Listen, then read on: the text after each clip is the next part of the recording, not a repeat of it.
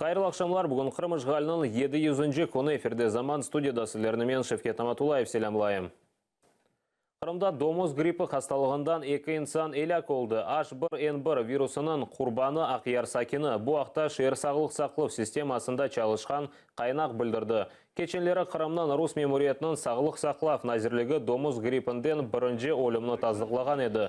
Кезлевде Русейден келген еркек вефат етті. Уммен ярмадада 13 инсан H1N1 вирусындан зарарланған. На сегодняшний день я хочу сказать, что в лабораторию поступило более 32 образцов от больных с внебольничными пневмониями и с диагнозами грипп. Лабораторно подтвержденный вирус гриппа H1N1 у 13 случаев. В 6 случаях результат отрицательный, остальной материал в работе. Жанкода ерлешкен Элиф адлы бала мерkezіне полиция ве ФСБ тешкірінен келген бұақта ерлі активист білдіре. Оның сөздеріне көре тешкіргенлер арасында ФСБ ве полицияне берабер прокуратура ве СЭС хадимлері де бар екен. Тешкірів нәтижесінде чеші түрлі весиқа ве атта темізлеме моделерінің сертификатларын да алғанлар. Келгенлер меркез балаларға не огрете ве ненен оғрашқаннен мерақланғанлар. Хадимлеріне есе полицияға субетке давет еткенлер. Меркез елбашысыны ярын прокуратурада беклейлер. Элиф бала меркезі кечкен сене октябрь айында açılған еді. Анда 2 яшындан 6 яшына қадар 20 бала қатнамақта.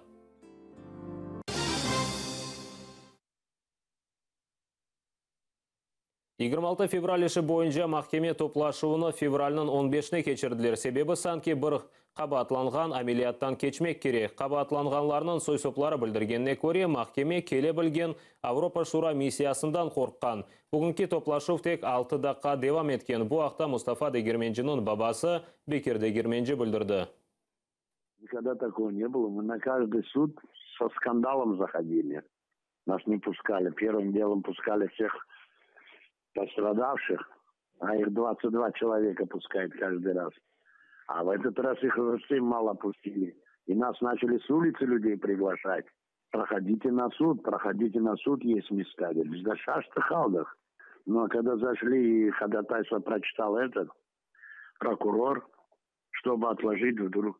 На прошлом заседании прокурор возмущался, что мы специально затягиваем. Человек поторопился и сделал анализы, чтобы успеть на суд к часу.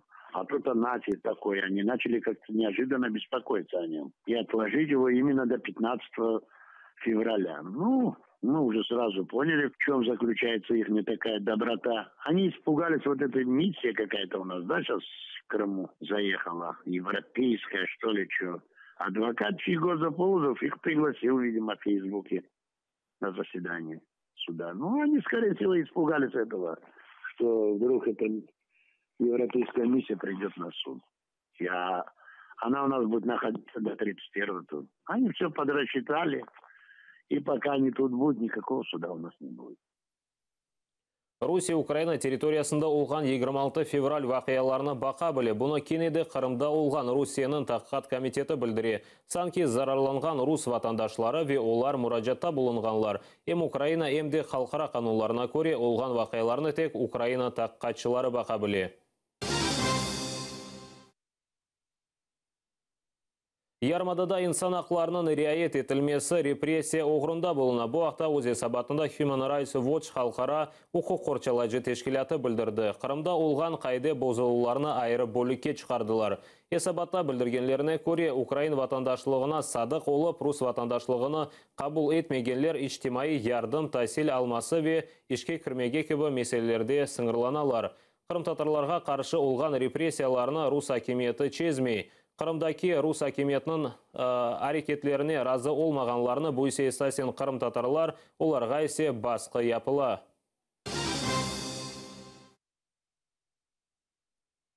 Қырым татар халық лидері Мустафа Джемилев Түркияның тыш ішлер назиры Мевлют Чаушоғлы еле Қырымны ишғалден құртару ішлері бойынша музакире кечірді. Корышев Стасбургта өткерілді. Джемилевның Facebook сайфесінде халқара группаға Будапешт меморандум иштиракчыларынан берабер Түркияны де қошмаға теклиф етілді. Бұл ғайеге енді Украина президенті қол тұтты. Тәфсилатсыл жабу мевзу февральде музакире етлежек. Ол вақыт Түркия тыш ішлер назиры Киевке иш зиаретінен кележек.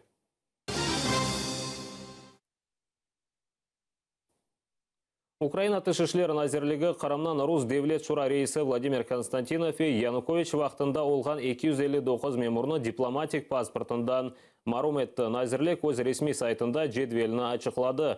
Қырымнан сабық мемурлары арасында сабық Қырымнан баш назир Анатолий Могилев и Ақиярның сабық башлығы Владимир Яцуба. Жедвелде Сергей Арбузов, Раиса Богатырева, Виталий Захарченко да бар. Украина сыңыр бекчілері ве Интерпол қадемлері бұл мәліматыны енді алдылар. Қырым мұсылманларының екімлерінің кесупсызы біле дефін ете білелер. Қануны Қырым муфтияты мұражатындан сон қабыл еткенлер. Истисна оларақ мерхум зор балық есасында, яғни яда тибби препаратлардан өлген олса кесуыны кечіре білелер.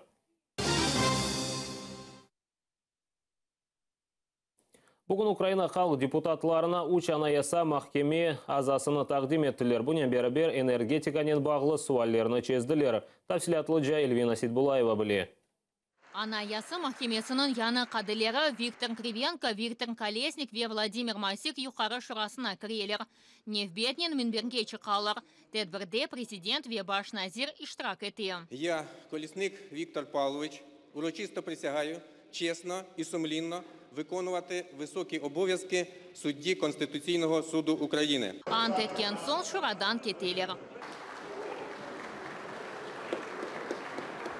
Мерасымден сон Минберге Порошенко фракциясындан депутат Сабық Сахық Сахлав назиры Олег Муси чықы. Ошымдыки назирны Александр Квиташвили Янукович дәвірінде олған қабарачылық схемаларының қайтарылмасында қабатлай. Айтқанына көре Квиташвили Ирина Ковальны Ахмадета бала хастаханесінің құрыжылық шirketіне елбашы оларақ тәнеді. Мусинің айтқанына көре о Янукович дәвірінде девлеттен параларны айдындырған. В останній робочий день, 27 чи 28 грудня, по суті, коли казначейство уже перестало працювати, за поданням міністра Квіташвілі і за поданням заступника міністра Перегінця відбувається безпрецедентний факт.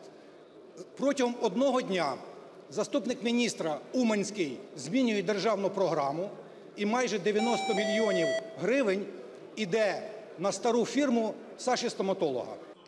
Sonra Минберге Владимир Демчишин чықа. Энергетика ве коммерц санайы бойынша назир, энергетика ве коммуналь қызметлері незарет етмек үшін канунға қол тұтмасына чағырды. Цей регулятор буде діяти у відповідності з європейськими стандартами і відслідковувати діяльність вкрай складних монопольних структур. Тобто покликаний боротись за права споживачів, в першу чергу, і цей закон проникнутий цією ідеєю. Радикаль фирқасы идеат білдіре қанунда қабарчылықны көрді. Корупція має конкретні імена і конкретні морди. Гляньте на ці імена. Он корупція, ото уособлення корупції. Сьогодні найбільша корупція на енергоринку. Самопоміч фирқа депутатлары дегер зинатларына бақанда баяғы сабырлы. Цей закон зараз має шанс бути проголосований. Але це ваше слово публічне. Зараз має бути сказано чітке. Насправді, даний закон підготовлений в найкращих принципах Європейського Союзу. І він повністю підтриманий нашими європейськими партнерами.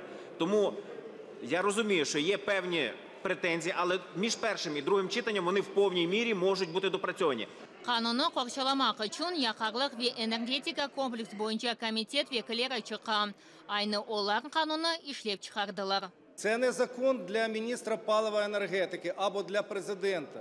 Це закон про незалежного регулятора, який дає можливість в країні мати прозорі, чесні, європейські правила гри на енергетичному ринку України.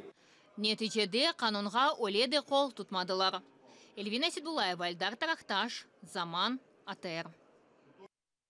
Рус женкеверлері кечкен күн девамында 66 кере Украин позициялары тарафына атеш ашқанлар. Ато спикері білдіргенне көре Минск анлашмасына бақмадан рус женкеверлері басқыны девам етелер чеші түрлі селянин атеш ачалар. В районі Мар'їнки по наших опорних пунктах ворог вів вогонь з усієї наявної зброї. Окупанти використовували гранатомети різних систем, великокаліберні кулемети та навіть зенітні установки. Неподалік Красногорівки наші позиції були обстріляні з гранатометів та міномету, а по українським укріпленням біля Новгородського противник відкривав вогонь з БМП, автоматичних гранатометів та кулеметів. Під мінометний вогонь проросійських бойовиків потрапили наші опорні пункти в Троїцькому та Зайцевому. Традиційно напружена обстановка в районі тимчасово окупованого Донецька. По наших укріпленнях в Опитному, Пісках, Авдіївці та шахті Бутівка противник відкривав вогонь з гранатометів та великокаліберних кулеметів.